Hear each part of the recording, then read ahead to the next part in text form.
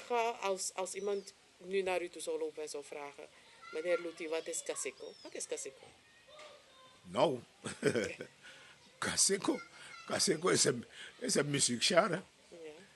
Is een muziekgenre die ontsproten is uit alle, uh, vind ik hoor, van culturele uitingen van Umblakabuba. Een mix van het binnenland en van mensen in Paramaribo. Ja. Ik heb me laten vertellen dat die naam Kaseko is een Franse naam. Ja. Heb ik me laten vertellen, ik weet niet als het goed is. Kaseko Kaseko betekent borokoko. Ja. Kaselekor. Aha. Ja. Toen hebben we die stijl gehouden van... Wat ze nu doen, ze spelen geen Kaseko meer. De enige band die heel goed Kaseko speelt tot nu toe is Sabaku. Dus er is geen enkele Surinaamse band die volgens u Kaseko speelt? Nou, ik ga niet meer naar de optredens, Ja. maar wat je hoort is geen Lala Kaseko. Je hebt Lala Kaseko en Kabula en dat soort dingen. Maar wat wilt u horen als u zegt het is Kaseko? Wat moet erin zijn dat u zegt dit is Kaseko? Die stijl van kijk, in mijn tijd had ik de drum, de conga, Ja. de maraca, Oh, ja. de campana. Al die dingen had je. Ja? Maar op het moment dat je zegt dat die conga niet meer goed is in die kasiko, alleen die skraki. Vroeger was skraki poku en kasiko poku. Het was geen Ja. Nee. Oké. Yes. Scratchy Poku en Kaseko is niet hetzelfde. Is Biggie Poku en Kaseko hetzelfde? Ja. Oké. Ja. En ik hoorde u net zeggen Fransje Gomez. U is Fransje Gomez die optreden. Ja. Waar? In de stad. Oké. Ik ben vanaf 1960 in de stad. Oké. Ja. Is op het internaat. Daarna terug. Hier in het dorp in 1963. Vanaf 66 was ik weer in Paramaribo. Toen ben ik toegetreden bij de politie. Tot 2008. Ja. En die beloopt me poco mee wakker Wacht, overal. ik ga naar depressie.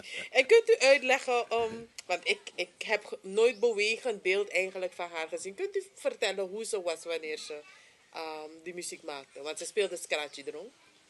Afro dat die. Oh, maar bij dit ook bakaskaraki. Maar heb je ooit een beeld van hem gezien? Ja, een foto ken ik van haar met, ja. Ah, nou, echt een blakke vrouw. Nou, een malata vrouw. Nee, ze deed het goed, man. Ja. Ze deed het prima. Ze was de enige vrouw tussen De de enige mannen. vrouw tussen die mannen, ja. Net als die Miss Decati. De enige vrouw die buschauffeur was. Oh, Oh, heb je niet gekend? nee. Lijn 7. Ja. Had je een vrouw als Lijn 7 chauffeur? Oké. We hebben elkaar Miss Decati. Ja. Oké. Dat is Fransje Gomez, ja.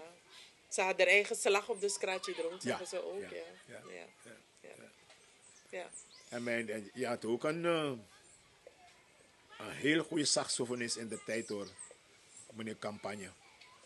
Oh ja, die naam heb ik ook gehoord, ja. Meneer van Campagne, die mensen van Campagnestraat. Ja.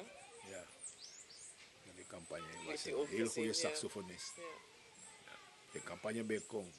En Campagne was zwager van Souvenir. Dus dat is Souvenir leerplein Karachi. André Souvenir, Ja. oom van William Oom, Souvenir. Ja. Die mensen zijn van Haarlem, dorp ietsje verder. Haarlem? Ja. Oké. Oké.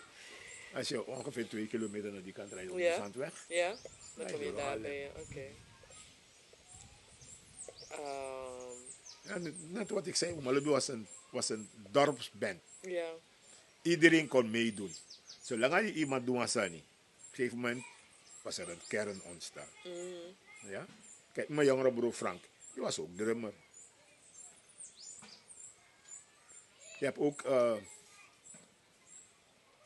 die Aleke, Alex Landveld. Ja. Je hebt die naam genoemd. Heb je Ja. die naam ooit gehoord in een lied? Ja, van Johan Sebeda. Lena Fumakawa. Oh ja? Ja. Oké. Die Aleke is een neef Oh, van Johan Sebeda. over hem zingt hij in dat lied. Wat velen niet weten, dat Sebeda zijn vader Alex Landveld heet. Alexander Landveld is Sebeda zijn vader. Dus vandaar had Sibbe zijn kennis over de muziek. Die Landveld naar Pokusma. Omdat niet Ja, Landveld. nee, maar ja, dat is nu duidelijk. Oh, Maar alleen ging Sibbe de Kawina kant op, want dat ben je Maar aan Aleke na Kauna. Kauna, Aleke bij plei. Ah. Die Dus man was eigenlijk zo... hij zingt, maar hij pa in dat pokoe. En Omo en neef. Oh, zijn neef. Ja. Oh, oké.